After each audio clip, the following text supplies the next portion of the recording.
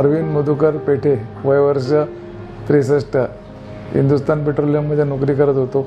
12 जुलै 2020 रोजी घरी येत होतो. त्यावेळेला सोसायटीमध्ये आल्यानंतर थोडंसं डोळ्यापुढे अंधारी आली.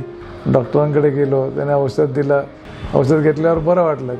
त्यानंतर 2-2.5 महिने काहीच त्रास झाला नाही. 26 सप्टेंबरच्या एका रविवारी परत सकाळी असा अंधारी येऊन असं पडलो खाली. तेव्हा उजव्या डोळ्याला थोडंसं लागलं आणि हाताला खरचटलं.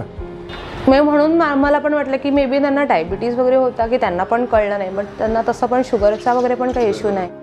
त्यामुळे आम्ही फॅमिली डॉक्टरला कन्सल्ट केल्यानंतर त्यांनी आम्हाला टेस्ट करून घ्यायला सांगितल्या, to be on the safer side. सगळ्या टेस्ट केल्यानंतर त्यांनी कार्डिओलॉजिस्टना भेटायचं सजेशन दिलेलं. डॉक्टर अंकुर फातर्पेकर सरांकडे त्यांनी पाठवलं.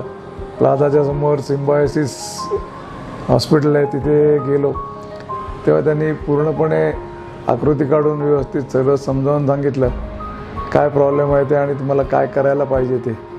त्याप्रमाणे त्यांनी आम्हाला 2 प्रकारांनी सर्जरी करता येते असं सांगितलं. एक ओपन हार्ट जी पहिल्यापासून चालू आहे आणि एक हा नवीन प्रकार आहे टावी. पण ओपन हार्ट सर्जरीमध्ये रिकव्हरीला थोडा वेळ लागतो.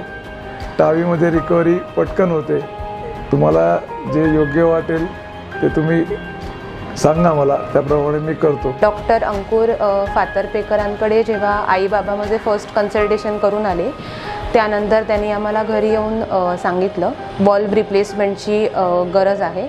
सो ती सर्जरी करायला लागेल आपल्याला, मेडिकेशन्सनी नुसतं होणार नाही आहे. त्यामुळे आम्हाला टावी जास्त सोयीस्कर वाटली.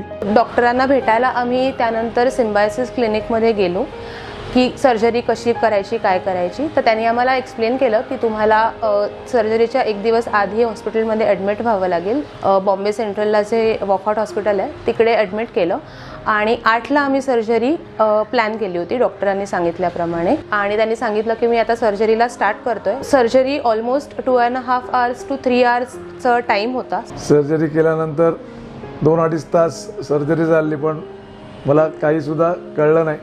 त्यांनी आम्हाला सांगितलं की सर्जरी खूप स्मूथ झाली आणि सर्जरीच्या दरम्यान त्यांनी अँजिओग्राफी पण केली की जस्ट टू चेक की बाकी काही कुठे डिफेक्ट्स नाही आहेत ना. आणि सर्जरी झाल्यानंतर बाबांना जेव्हा त्यांनी ICUमधनं बाहेर आणलं तेव्हा ही वॉज वेविंग ॲट अस आणि आम्हाला ते खूप अनएक्सपेक्टेड होतं की आम्हाला वाटलेलं की ते लोकल ॲनेस्थेशियामध्ये असतील किंवा झोपलेले असतील किंवा असं असतील, पण ते आमच्याशी नीट व्यवस्थित बोललेसुद्धा. आम्हाला खूप छान वाटलं म्हणजे तेव्हा की तावीच्या सर्जरीसाठी ऑप्ट केलेलं तो तेव्हा खूप राईट डिसिजन घेतला असं वाटलं. तर त्यांनी आम्हाला स्क्रीनवरती व्यवस्थित दाखवलं की आम्ही कशी सर्जरी केली. आम्ही ती ट्यूब जी इन्सर्ट करून आतमध्ये वॉल्व कसा काय रिप्लेस केला, तुमचा जुना वॉल्व काढून नवीन वॉल्व तिकडे प्रॉपर रिप्लेस केला. प्रोसेस खूप स्मूथ होती. डॉक्टर भेटायला म्हणून आले त्यावेळेला त्याने विचारलं काय कसं काय. म्हटलं एकदम व्यवस्थित आहे. तर व्यवस्थित आहे म्हटल्यानंतर सरच म्हणाले की मग काय घरी जायचं आहे का तुम्हाला. ठीक आहे, तुम्ही सोडत असाल तर मी घरी जातो. त्याप्रमाणे त्यांनी परत 2D इको करून बघितली, इकडे नॉर्मल होतं. मग त्यांनी सिस्टरना सांगितलं यांना घरी सोडा आज. त्याप्रमाणे 9 तारखेला आम्ही रात्री घरी पण आलो.